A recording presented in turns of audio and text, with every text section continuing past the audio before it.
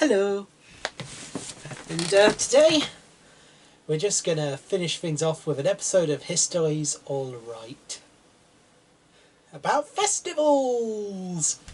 Yeah, we've had a lot of those around this time of year. Yeah, Yule, Christmas, Hanukkah. But anyway, suppose you want your fantasy or sci-fi world to not have, to have something that feels a bit more like it fits them rather than just, taking Weihnachtsfest and swapping out the name for something different. See what I did there? Either way. So, one thing you might be wondering is, where do festivals come from? Well, often the patterns we see around the world tend to focus around the seasons, partly because in pre-literate societies this was a good way of organising one's social calendar. Timing the farming, a festival for sowing, for the harvest.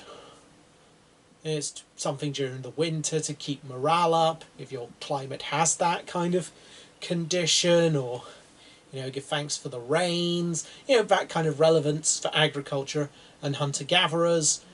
My world do it a bit differently because, celebrate a big hunt, for example. As well as, for example, life events.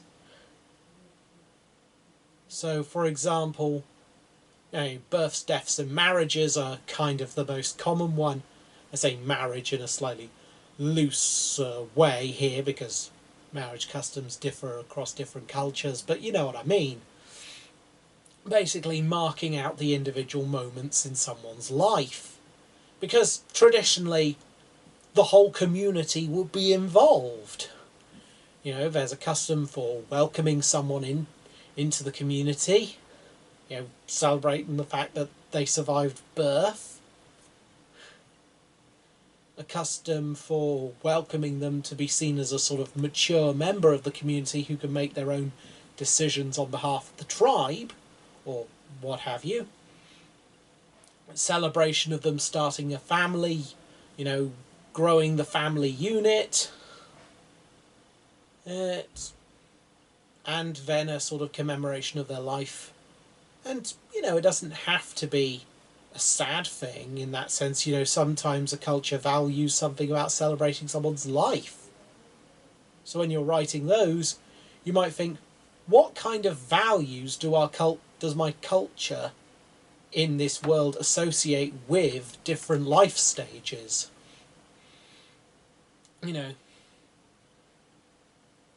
Do we see death as a sadness? Focusing on the loss, or focusing on retelling the life, essentially almost immortalising the person in the folklore, or something else entirely. And then, of course, why I got these over, how do festivals evolve? Now, this isn't like a sort of traditional versus modern, any rubbish like that kind of thing. No. In a sense, both of these are modern, in a sense, ways of looking at the same kind of festival. A spirit of Christmas gifts, and the sort of moral reflections in the world today. I mean, there's one of the reflections in this Walk With Me booklet actually talks about AI and and in the context of treating every person with dignity. And these selection boxes, gifts, sharing, dignity, a sort of affection, bit of consumerism, as it were, here and there. But a sort of way of showing someone how much they're appreciated by a simple gift. And of course, you can share these out. I mean, you know, people often share these kind of selection boxes. And so perhaps in your world you might want to think about, what do these festivals mean over time? And how has that changed and evolved over time? And then perhaps a final third point, how much do you want your fictional festival to be about our world? Because, I mean, we can go into detail about this in another video, but more to the point for our purposes, the simple question is, do you want how much do you want something more, as it were, timeless, or how much do you want a thing that reflects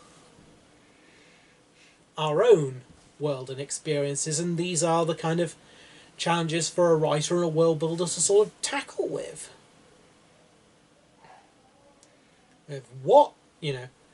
So what does and then of course that final most important point to think about, what does your festival say about the people group celebrating it?